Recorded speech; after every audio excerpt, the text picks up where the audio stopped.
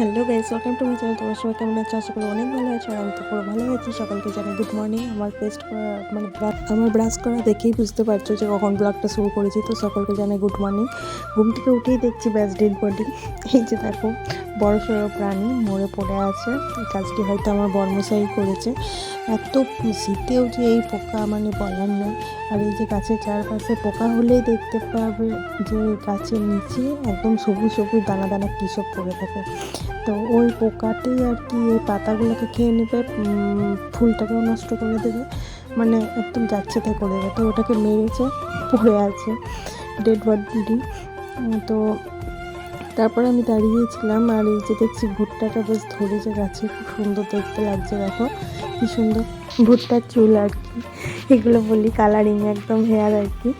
তো যাই হোক, এই যে সবজি লাগাচ্ছে এগুলো দেখছিলাম। আর প্রত্যেক দিন সকালবেলায় উঠে এই রোদ পোহায় আর একটু সবজি বাগানটাও দেখা হয়ে যায়, তারপর ঘর ঢুকে যায় একদম। তো বাড়িতে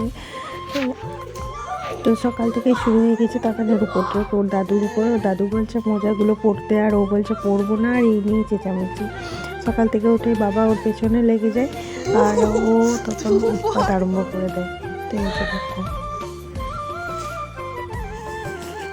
দুনিয়ার খেলনাপাতি সোফাটাতে ভর্তি, আর ওই খেলনাপাতিগুলো দাদুর গায়ে ছুড়ে দিচ্ছে। তো তারপর যাই হোক, ওর খাবার আমি রেডি করলাম,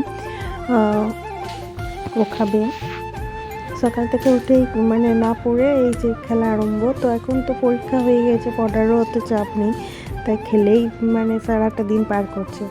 যাই হোক, ওর খাবারটা আমি গুলে দিচ্ছিলাম আর ওর খাবারটা রেডিও হয়ে গেছে। চলো ওকে দিয়ে দিই। তারপরে এই যে আমরা চা নিয়ে নিয়েছি আর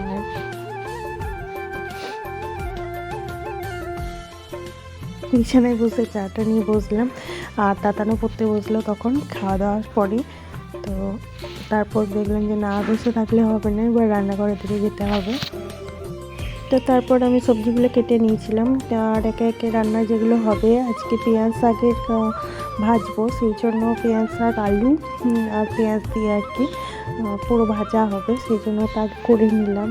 তার আগে করে নিয়েছিলাম বেগুন ভাজা হয়েছে। আর দেখি আর কি করা যায়, একে একে রান্নাগুলো তো বসাতে হবে, টাইম পেরিয়ে যাচ্ছে। আর করেছিলাম আজকে একটু এই যে টমেটো আলু দিয়ে একটা তরকারি মতো, টকটক খেতে মনে হচ্ছিলো। তো এই যে একটা মশলা দিয়ে দিলাম, আর কোনো কিছু মশলা দিইনি। তো এটাকে ভালোভাবে নেড়ে রেখে দিলাম। তো তারপর দেখছিলাম এই সাইডে থেকে ওর বাবা পুরাচ্ছে নোংরাগুলো, যত রাজ্যে দেখো কত প্লাস্টিক বর্জ্য পদার্থ একদম পরিবেশকে দূষণ করছে। তো ওগুলোকে আর কি পুরানো হচ্ছিলো। তারপর আমি এই যে ডিমের অমলেটটা বাকি ছিল, ডিমের অমলেটটা করে ওদেরকে খেতে দিয়ে দিলাম, ওরা খাচ্ছে সবাই।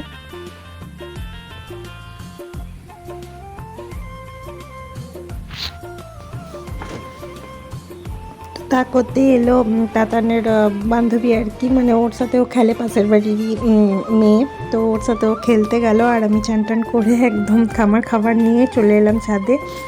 ছাদে বসে খাচ্ছিলাম আর কি।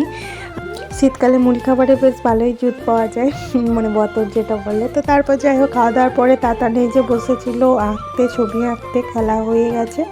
খেলার পরে চলে এসেছিলাম, কিছুটা ছবি আঁকা প্র্যাকটিস করুক। আর তার ফাঁকে দেখো দেখিয়ে দিই, গোলাপ গাছে কি সুন্দর গোলাপগুলো ধরেছে দেখো। তো তারপর ও ছবি আঁকছিল আর আমি ছাদে টুকিটাকি কাজগুলো করে নিচ্ছিলাম রোদের মধ্যে যেটুকু করার। তারপর এই যে চান টান করিয়ে দিলাম, মাথাটা মুছে নিজে আমি মুছিয়ে দিলাম তারপর মাথাটা। তারপর খাওয়া দাওয়ার পরে এই যে মালটাতে শুয়ে পড়েছিলাম। তারপর বিকেলে উঠে যখন দেখছি মা এসছে, মায়ের সাথে একটু গল্প করছিলাম, আর এখানেই দাঁড়িয়ে গল্প করছিলাম আর কি মামি একটা।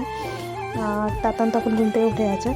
তো তারপর আমরা নিচে নামলাম, নিচে নেমে বাবা বাজার গেছিলো, বাবা নিয়ে এসছে এই যে ব্রেড চপ নিয়ে এসেছিলো, সবাই মিলে আমরা ব্রেড চপ খাচ্ছিলাম গরম গরম এই যে।